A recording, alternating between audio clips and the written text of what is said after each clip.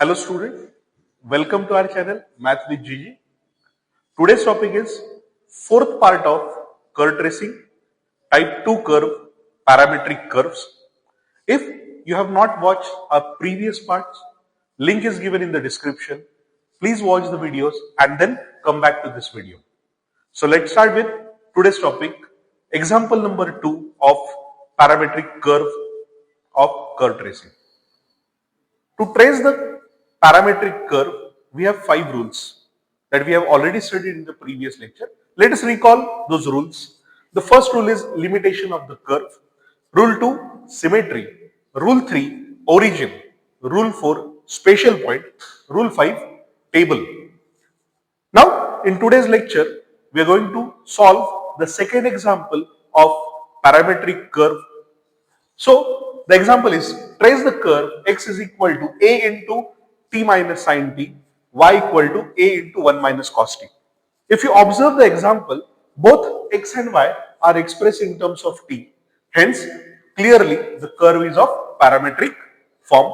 So, we have to use the 5 rules which are mentioned here to trace this curve parametric. So, the rule number 1 is limitation of the curve. If you observe the value of y is in terms of 1 minus cos t, whereas x is in terms of t minus sin t. We already know that the limitation for sine and cos, that is the least and maximum values of sine and cos are minus 1 and 1 respectively. Hence, if we apply the same here, if we substitute the least value minus 1, we get 1 minus minus 1 into a, that is 2a, and if we substitute 1, we get 1 minus 1, that is 0. So, we get the least value of y as 0 and the greatest value of y as 2a. But if we substitute the limitation for sin t, but we don't know the limitation for t. Hence, x do not have any limitation and there is limitation to the y as 0 and 2a. 0 is the least value and 2a is the greatest value. Since cos t have least and greatest value minus 1 and 1 respectively, therefore least and greatest values of y are 0 and 2a. So, these are rule number 1, limitation of the curve. Now, rule 2 is symmetry. To check the symmetry, we will first check whether x and y are even or odd functions. So, to do this, we will replace t by minus t. Now, if you come to the part of y, if you observe, if you replace t by minus t, so a into 1 minus cos of minus t is cos t, hence it doesn't change. So if we replace t by minus t in y doesn't change. Therefore y is even, and if you replace here, x changes its sign as sine of minus t is minus sin t, minus minus plus sin t, minus t. So we will take the sign minus outside. So we get x is equal to minus a t into t minus sin t, whereas y is remain as it is. Hence, x is odd, y is even. Therefore, curve is symmetric about y-axis.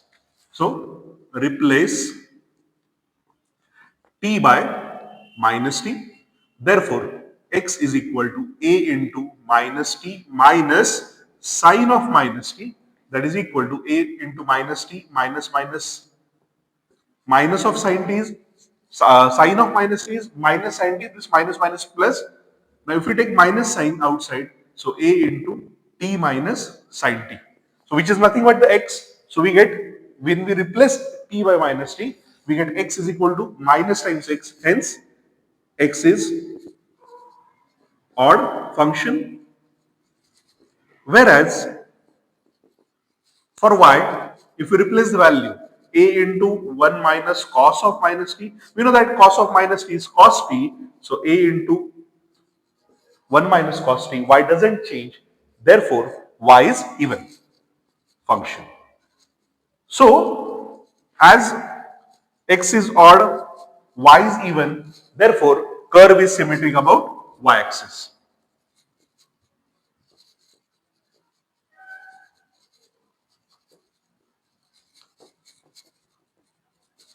So, in rule 1, we have studied the limitation for y is 0 and 2a.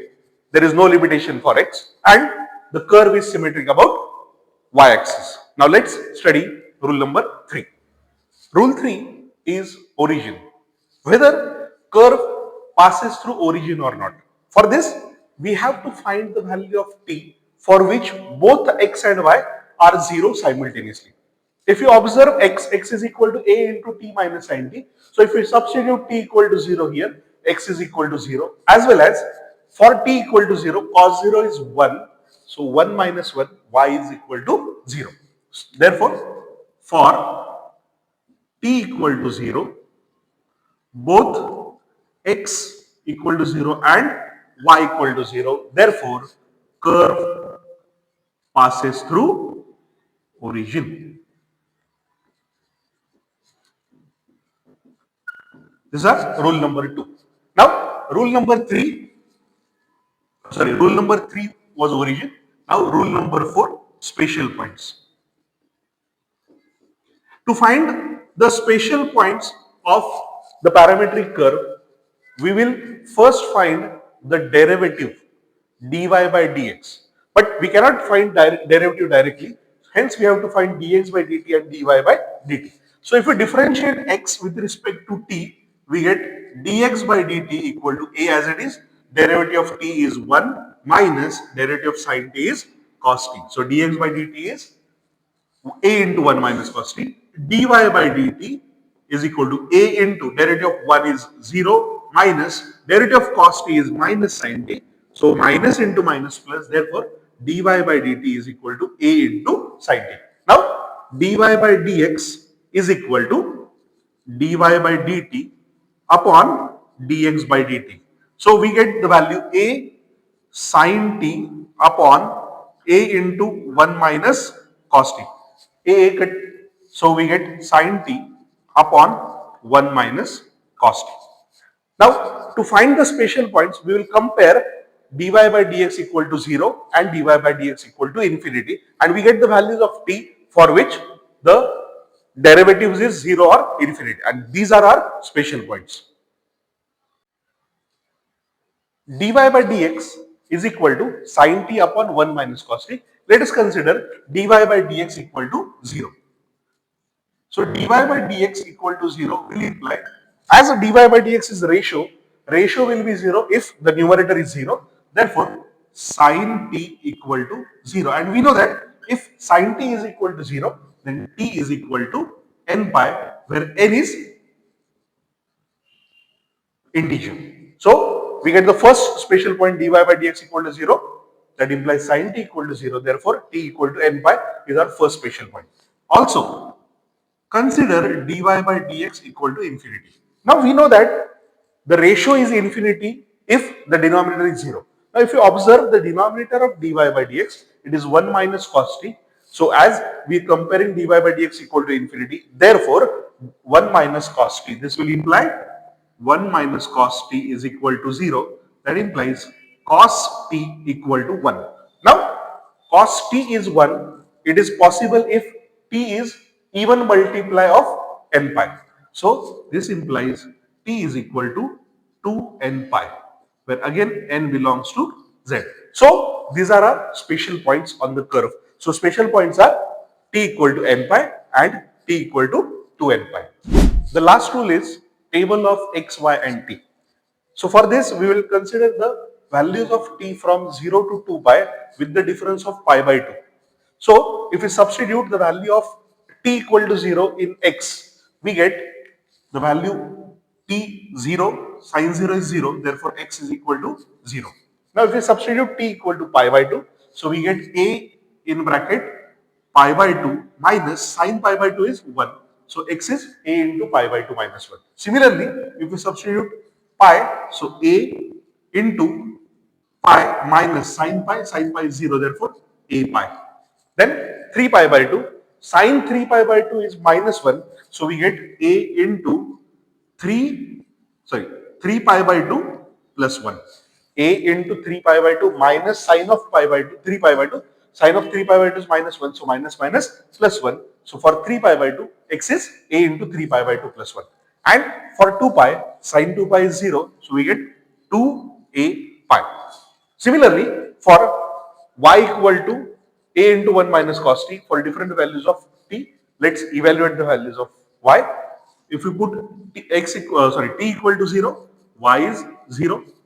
T equal to pi by 2, cos pi by 2 is 0, therefore a into 1, a pi. For pi, cos pi is minus 1, so minus minus plus, so we get 2a. For 3 pi by 2, again cos 3 pi by 2 is 0, therefore cos 3 pi by 2, 0, so a into 1. And for 2 pi, cos 2 pi is 1, 1 minus 1, 0, so we get 0. So if you observe the values of y, it starts from 0, a, 2a and 0 for these values of x. So with the help of all these 5 rules, now let's draw a rough sketch of the question given. Now let us recall all 5 rules. First, limitation to the curve, y having limitation 0 and 2a. The least value is 0 and the greatest value is 2a. Curve is symmetric about y-axis. Curve passes through origin. The special points are n pi and 2n pi, and the table of txy is as follows. Now we'll trace the curve. First, if you observe the limitation, y having limitation between 0 to 2a. Therefore, curve will lie between these two lines. This point is 0, 2a. Now, if you observe the values of x, if we go from 0 to a pi by 2 minus 1, y increases from 0 to 2a. Then, when we go from a pi by 2 to a pi, y increases to 2a. And when we go from a pi to this value, the value of y decreases. So, if we consider this example, x is equal to a into t minus sin t, y equal to a into 1 minus cos t, or if we change the signs, or if we change the sin cos values, the curve we get is cycloid. Hence, the nature of the curve, we are getting a circle, the portion of the circle, or we can say semicircle, rotated through some line. So, if we draw with the help of all this information, as the curve passes through origin, we get this as the nature of the curve. And if you observe this, this is nothing but your y-axis. The equation of y-axis is x equal to 0. Now, if we substitute n equal to 0, then we get the first special point. As well as if we substitute n equal to different values, we get different special points. So if we substitute the values here, so this point is, this point is 0, 0. This point is a pi comma 2a, and this point again it comes back to 0, so 2 pi comma 0. So we get, with the help of this information, we have traced the curve. Now the curve we get is called as cycloid. So in today's lecture we have covered the second example of parametric curve tracing.